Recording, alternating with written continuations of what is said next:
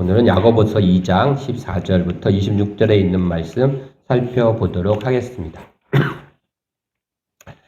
14절 말씀을 보면 내 형제들아 만일 사람이 믿음이 있노라 하고 행함이 없으면 무슨 유익이 있으리요 그 믿음이 능히 자기를 구원하겠느냐라고 이야기하십니다. 우리 중요한 세 단어가 나오죠. 믿음, 그다음에 행함, 구원, 이 세 개의 이야기가 들어 있습니다. 이것에 대해서 먼저 정리를 명확하게 하고 오늘의 설교를 시작하는 게 좋을 것 같습니다. 자, 우리가 구원을 받는데 행함으로 구원을 받는 것은 아닙니다. 그렇죠? 그래서 아무리 착한 일을 하고 아무리 선하게 선을 베풀고 살아도 그것으로 구원을 받지는 않습니다. 첫 번째, 그렇죠? 두 번째, 믿음으로 구원을 받는데 거기다가 플러스 행함이 있어야지 구원을 받는다. 또 아닙니다. 그렇죠? 우리는 믿음에다가 그 믿음이 한 90%, 거기다 플러스 10%의 행함이 있어야지 구원받는다. 이거 아닙니다. 그렇죠? 세 번째, 믿음으로 구원을 받는데 이 구원을 끝까지 유지하기 위해서는 행함이 필요하다.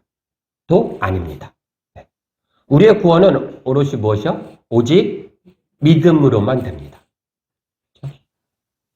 몇 프로의 믿음이면 될까요? 믿음은 예수님이 보니까 큰 믿음도 있고 작은 믿음도 있더라고요. 그죠? 몇 프로의 믿음이 될 것 같아요? 네. 1%의 믿음만 있어도 돼요. 중요한 것은 큰 믿음, 작은 믿음이 아니에요. 무엇을 믿느냐. 교회를 아무리 다니고 신앙생활을 해도 무엇을 믿느냐가 중요하지. 요게 틀리면은 꽝입니다. 우리 무엇을 믿는가요? 두 가지를 믿어요. 첫째는 예수님이 우리의 구원자시라는 걸 믿어요. 두 번째는 그분이 우리의 주인님이라는 걸 믿는 거예요. 일반적으로 교회 다니고 하나님 믿어, 하나님이 천지를 창조했다는 것도 믿고 뭐 이런 거 다 믿어요. 소용없어요. 그 중요한 거지만 구원받기 위해서는 예수님이 우리의 구원자이십니다. 예수님이 우리의 주인이십니다. 그래서 사도들은 주와 그리스도 이렇게 했어요. 주인과 그리스도는 구원자라는 뜻이거든요. 그걸 믿는 거예요. 그 두 가지를 믿어야지 되는 거예요. 그래서 오직 믿음으로 구원받는다라는 말을 하는 겁니다.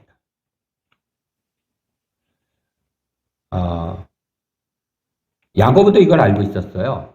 그런데 그렇다면 행함이라는 것은 도대체 무슨 역할을 하는가, 무슨 일을 하는가? 그렇죠? 오직 믿음만 필요하다. 그러면 행함은 도대체 무슨 역할을 하는가? 그걸 오늘 살펴보도록 하겠습니다. 세 가지 정도 살펴볼 건데요. 간단하게 살펴보도록 하겠습니다.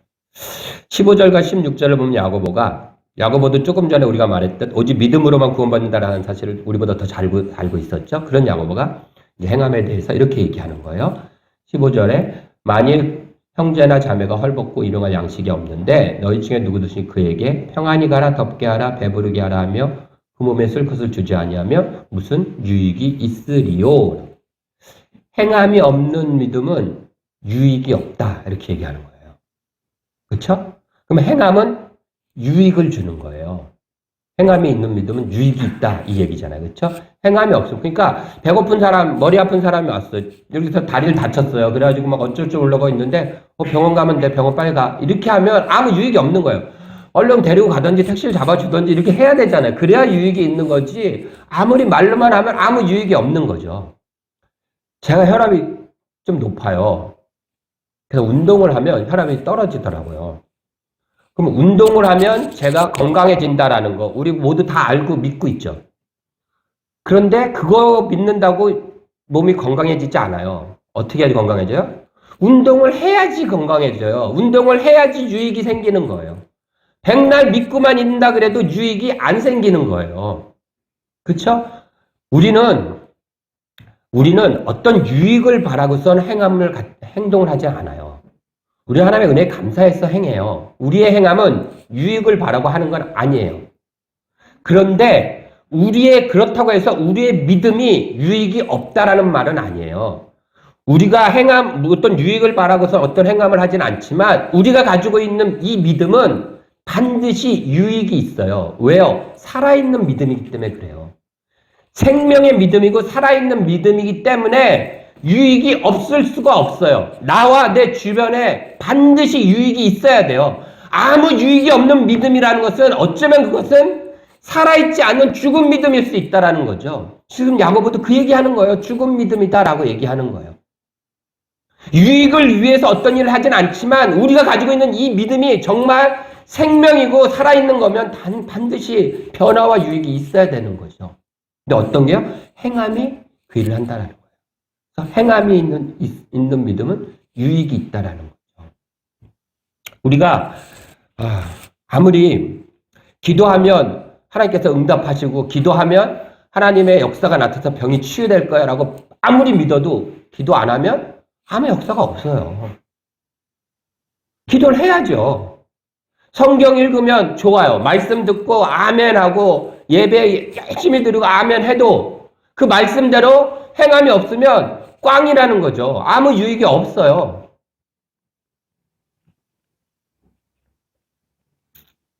그래서 행함의 첫 번째 역할은 믿음의 유익을 준다. 두 번째, 이게 중요한데요. 두 번째는 18절 보면요. 같이 한번 읽어볼까요?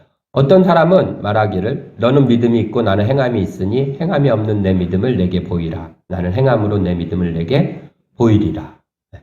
행함은 믿음을 보이게 해요. 이 보인다라는 말은요.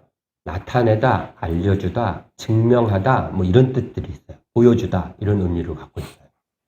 행함은 믿음을 보이게 하는 거예요. 행함이 없으면 믿음을 볼 수가 없어요. 나 믿음 엄청 세. 안 보여요. 네 속에 있는 거 어떻게 보여요? 우리 집에 금송아지 100마리 있어. 안 보여요. 안 보여주면 끝인 거 아니에요. 행함이 없으면 믿음을 보일 방법이 없어요. 말을 아무리 천사연시같이 여러 개 해도 안 보여요. 그렇지 않나요? 신앙생활 암만 오래 했어도 그것으로 믿음이 보이는 게 아니에요. 성경을 아무리 많이 알아도 소용없어요. 근데 이걸 생각해야 돼요. 이것까진 괜찮아요. 근데 이걸 생각해야 돼요. 여러분, 믿음이 변할까요? 안 변할까요? 변하죠. 우린 그걸 다 알아요. 부부가 서로 믿어서 결혼했어요. 그런데 서로 못 믿게 되는 경우 있죠. 부부가 아닌 사람 사이도 그러잖아요. 쟤를 믿었었는데, 야, 내가 쟤 믿었었는데 믿을 사람이 없대. 할 수 있잖아요. 반대로, 난 쟤 안 믿었는데, 꽤 믿을만한데? 바뀔 수 있는 거예요. 이 믿음이라는 거는. 근데 우리는 이 생각을 전혀 안 해요. 한번 믿습니다. 그러면 그냥 안 바뀐다고 생각해요. 어떻게 그래요? 바뀐다니까요? 안 바뀌어요? 바뀌어요. 단, 바뀌어가지고 서로 갈라서는 부부가 있는가 하면 바뀌는데도 불구하고 그냥 사는 부부도 있어요. 서로 간에 믿음이 없는데도. 그쵸? 신앙생활에도 그래요. 하나님 믿다가 떠나는 사람이 있어, 없어요? 있어요. 안 믿다가 믿게 되는 사람이 있는 것처럼 믿다가도 떠나요. 믿음이 바뀌는 거예요, 변하고. 그런데 그까지 그런 사람이 있는가 하면 믿음이 바뀌고 변했는데도 믿음이 없어졌는데도 불구하고 그냥 있는 사람도 있어요. 그러니까 믿음이라는 게 한 번 고백하면 그게 쭉 가는 게 아니라는 사실을 우리는 자꾸 잊어버려요. 여기에 우리 모두가 자유로울 수가 없잖아요. 그럼 어떻게 해요? 점검해 봐야 돼요. 보이는 거죠. 증명해서 스스로를 점검도 해보고 보이기도 하고 이래야지 알 수 있는 거라는 거예요. 내 속에 믿음이 어떤 있는지 없는지 살았는지 죽었는지를 내 스스로 잘 못 느낀다니까요. 그런데 그때 뭐가 필요해요? 행함을 통해서 그걸 알 수 있다는 거예요. 행함으로 보이라는 거잖아요. 신학교 다닐 때였어요. 신대원 말고 신학교. 1학년 딱 들어갔는데 그때 정대교라는 형제가 있었어요. 같은 과. 좀 키도 작고 왜소하고 집이 굉장히 반대를 했어요.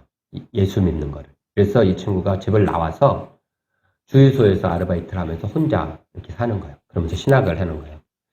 이제 자기 소개를 하는데 그 친구가 나와서 그런 얘기를 이제 자기 비전 이런 거 막 얘기하는데 자기는 선교사로 나와서 불꽃같이 선교를 하고 싶다. 그래서 막, 야, 대단하다. 그런 집안의 반대 속에서도 혼자 나와서 예수를 믿겠다고 신학을 하고 자기가 선교사 가겠다고 혼자 뛰쳐나온 거잖아요. 그래서 집이 잘 사는 집도 아니에요. 그런데 이제 그런 상황이에요. 그래서 주유소에서 알바하면서 그렇게 해갖고 선교 나가겠다는 게 되게 멋있잖아요. 그래서 대단하다. 이랬었어요. 한 1년쯤 지난 후에 이제 신학교니까 막 회의를 어떤 토론을 하게 됐어요. 그 토론의 주제는 뭐냐면요. 제사를 지내는 거에 대한 토론을 했어요. 신학교에. 대부분 제사 지내면 뭐 절하면 안 되지 뭐 이런 얘기들. 이걸 어떻게 성도들한테 이제 설교로 얘기 전할 것인가에 대한 이야기를 했었어요. 그런데 그때 이 정덕이라는 친구가 그런 얘기를 해요. 그냥 그러면서 자기는 그 문제에 대해서는 그렇게 어렵게 생각 안 한대요. 왜 그러냐고 했더니 자기는 자기 속에 예수님을 믿는 게 확실하기 때문에 절한다는 거예요. 그 집도 안 믿으니까 제사를 지내잖아요. 가서 한다는 거예요. 그래서 자기 속에 예수를 안 믿기 때문에 자기는 예수님을 확실히 믿기 때문에 아무 상관없다는 거예요. 그래서 깜짝 놀랐어요. 이상하다. 아니 그렇게 나와가지고 주유소에서 하면서 불꽃같이 선교를 나간다고 했던 친구가 그렇게 얘기하니까 그 모습을 보면서 그건 아니다는 생각이 드는 거예요. 그렇죠? 이 신앙을 보이는 것이 자기 스스로에 대한 것도 있지만 증명하는 것도 있지만 이걸 통해서 드러내고 나타냄으로써 주변에도 그것이 영향을 미쳐야 되잖아요. 그래서 아니다라는 생각을 가졌어요. 생각이 그렇게 있었어요. 여기서 알 수 있는 게 뭐죠? 신앙이라는 것은 내가 말하고 이런 게보다 행동을 어떻게 드러나느냐에 따라서 보여지는 거예요. 그것이 결정하게 돼 있어요. 믿음을. 아무리 좋은 품고 뭘 하더라도 그건 아니라는 거죠. 거기에 대한 예로서 지금 야고보는 두 사람의 예를 듭니다. 구약에 나오는 한 사람은 아브라함의 예를 들고요. 한 사람은 라합의 예를 들어요. 그런데 왜 하필 라합이었을까요? 아브라함은 이해가 가요. 그렇죠? 믿음하면 무조건 아브라함 얘기 나와야 되니까. 왜 라합이었을까요? 다윗도 있고 모세도 있고 여호수아도 있고 많잖아요. 왜 하필 라합이었을까요? 그러면서 봤더니 두 사람이 아브라함과 라합이 정말 극과 극의 대척점에 서 있어요. 아브라함은 이스라엘 사람, 라합은 이방 여인이에요. 남자고. 아브라함은 하나님에 대해서 이 사건, 모리아 사건 있기 전에 벌써 40년을 하나님을 믿고 있었던 사람이에요. 하나님에 대해서 너무 잘 알아요. 라합이라는 여인은 풍문으로 들은 지 얼마 안 돼요. 여리고성에 있던 여인이요. 아브라함은 믿음의 조상이에요. 번듯한 가문, 최고의 조상. 라합은 기생이에요. 극과 극이 있는 두 사람의 이야기를 일부러 의도적으로 야고보가 가져온 거예요. 이렇게 정반대에 있는데 공통점이 하나 있어요. 뭐요? 행함으로 자기의 믿음을 증거해낸 거예요. 최고의 믿음을 드러냈다는 거예요. 아브라함이 아들 이삭을 바친 사건은 누가 봐도 최고의 믿음이잖아요. 함부로 누구나 쉽게 할 수 없는. 라합에 대해서 아나요? 우리 여기 젊은 친구들? 잘 알아요? 여호수아서 2장에 보면요. 젊은 친구들에서 얘기할게요. 라합은 여리고성의 기생이었어요. 여호수아가 여리고성을 정복하기 전에 정탐꾼 2명을 보내요. 정탐꾼 2명이 여리고성에 싹 몰래 숨어 들어가고 딱 들어가서 숨은 집이 기생 라합의 집이었어요. 기생집이니까 사람들이 왔다 갔다 하는 데니까 딱 숨었어요. 근데 숨자마자 발각이 돼요. 그래가지고 어떤 사람이 그 사실을 여리고 왕한테 갖다 얘기해요. 지금 정탐꾼이 들어왔다. 그러니까 그 여리고 왕이 그걸 딱 듣고서 어느 집에 들어온 것까지 얘기해요. 라합의 집에 정탐꾼이 숨어 있다까지는 정보를 얘기한 거예요. 그 얘기를 듣고 여리고 왕이 병사를 보냈겠죠. 그래갖고 라합한테 가서 얘기한 거예요. 지금 내 집에 온 그들을 내놔라 라고 얘기하는 거예요. 그냥 막 수색하고 다니는데 숨겨놓은 정도가 아니라 딱 알고 온 거예요. 네 집에 지금 정탐꾼 들어왔지, 걔네들 내놔. 걸리면 그냥 죽는 거잖아요. 라합의 입장에서는. 그런데 불구하고 그 속에서 그 희미하게 들었던 그 사실, 뭐라고 들었어요? 하나님은 상천하지의 하나님이고 하나님의 이스라엘을 승리케 하실 것이다 라는 그 이야기를 유일하게 그 성의 모든 사람이 다 듣고 알고 있었지만 유일하게 그것을 믿고 그 믿음을 행동으로 보인 사람이 라합이라는 기생 여인이었던 거예요. 그 대단한 일이죠. 그렇게 찾아달라 그랬는데 벌써 떠났습니다. 저쪽 길로 갔으니까 가보십시오 라고 하고 가서 그들을 살려내는 거예요. 이 라합이. 아브라함이 이삭을 바친 사건 못지않게 목숨을 건 굉장한 믿음 보인 거죠. 이것으로써 그들은 믿음을 통해서 최고의 믿음을 드러내는 거예요. 믿음은 보이고 드러내는 거예요. 그런데 그것을 뭐가요? 행함이 한다라. 그럴 때 세상이 우리의 믿음을 보게 되는 거예요. 아까 얘기했던 그 정대규 씨 얘기를 마지막 하겠습니다. 그리고선 이제 또 한 6개월이 지나서 여름방학이 끝나고 학교를 갔습니다. 학교에 가자마자 아주 충격적인 얘기를 들었어요. 그 정덕여 친구가 죽었다는 거예요. 그것도 불과 개강을 하루 남겨놓고 죽었다는 거예요. 어떻게 된 일인가 이제 교수들이 와갖고 얘기를 해주는데 그 당시에 이제 폭우가 왔어요.